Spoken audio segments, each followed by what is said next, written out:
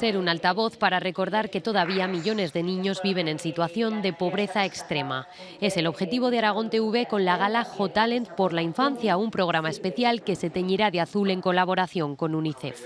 Lanzaros un mensaje de gratitud, y es que vamos a poder transmitir a la sociedad aragonesa lo que realmente, un ejemplo de lo que hace UNICEF en los países receptores de fondos. A la emoción de la gala, de la que saldrán 4 finalistas, se suma la experiencia de Blanca Liso, que estuvo con la ONG en República Dominicana. ¿Qué es lo que estáis aprendiendo ahora en lengua? La noticia.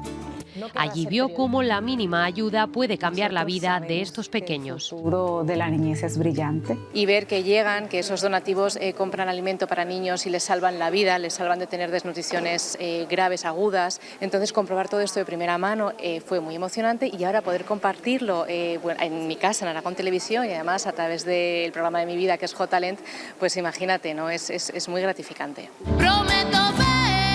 Hot Talent por la Infancia se emitirá el domingo 25 de mayo. Será una gala en positivo que pretende mover los corazones y en la que además habrá muchas sorpresas.